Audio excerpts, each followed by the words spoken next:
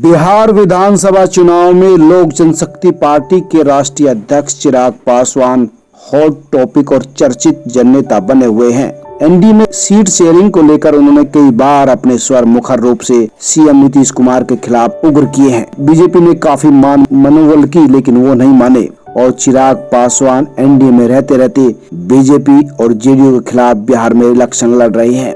हालांकि इलेक्शन के दौरान भी उन्होंने खुद को मोदी का हनुमान बताया है, जिस पर बीजेपी के कई नेताओं ने उनकी आलोचना की है। उनके पिता रामविलास पासवान के गुजर जाने के बाद उनका एक्सक्लूसिव इंटरव्यू किया गया तो कई सवालों पर उन्होंने खुलकर जवाब दिए। पिता की अनुपस्थिति में पहला चुनाव होने के सवाल पर उन्होंने कहा कि मैंने कल्पना नहीं की थी कि कभी ऐसा भी दिन आएगा।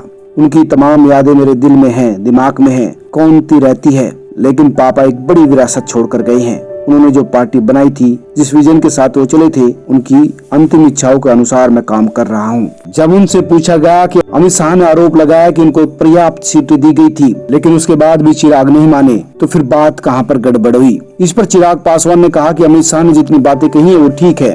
उन्होंने सही कहा कि गठबंधन से अलग होने का फैसला मेरा था। जी हाँ, मेरा फैसला था। बात बिहार फर्स्ट डॉक्यूमेंट पर अटकी थी। इस डॉक्यूमेंट को मैंने पापा के आशीर्वाद और करीब 4 लाख बिहारियों के सुझाव पर तैयार किया था। मैं चाहता था कि यह vision document common minimum programme का हिस्सा बने। 7 निश्चय पर मेरा विश्वास नहीं। मैं जानता हूं कि 7 निश्चय में भयंकर भ्रष्टाचार हुआ है। अगली सरकार बनते ही हम इसकी भी जांच करवाएंगे और दोषियों को जेल भिजवाएंगे। वैसे भी 7 निश्चय महागठबंधन का एजेंडा है, जिसमें मेरा विश्वास नहीं।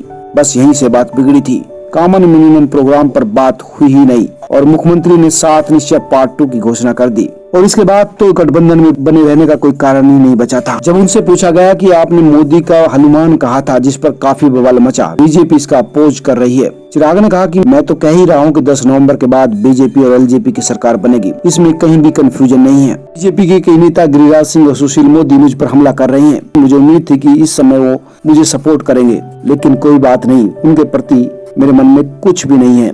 उनका कटाक्ष भी मेरे सर आंखों पर। जब उनसे पूछा गया कि आपने सिर्फ जेडीयू के खिलाफ नहीं बल्कि बीजेपी के खिलाफ भी प्रत्याशी उतारे गए हैं, तो उनका कहना था कि बिहार विधानसभा की 5 सीटें ऐसी है जहां हमने अपने कैंडिडेट खड़े किए हैं। उनमें से 2 सीटें हमारी सिटिंग सीटें हैं। गोविंदगंज से राजू तिवारी और लालगंज से राजकुमार। एक मेरे छोटे भाई कृष्णराज रोसड़ा से चुनाव में उतरे हैं।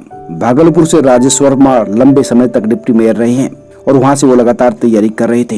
इन 5 सीटों के बारे में हमने पहले ही बीजेपी के शीर्ष नेतृत्व को बता दिया था। जब उनसे पूछा गया कि क्या हम बिहार के भविष्य के मुख्यमंत्री से बात कर रहे हैं, तो उनका कहना था कि बिल्कुल नहीं। बिहार विधानसभा चुनाव में मेरा लक्ष्य बीजेपी का मुख्यमंत्री बनाना है।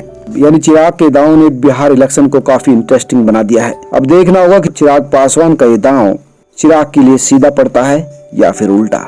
आपका क्या कहना है, हमें कमेंट कर जरूर बताएं। सब्सक्राइब करें, लाइक करें और अपने दोस्तों के साथ शेयर भी करें।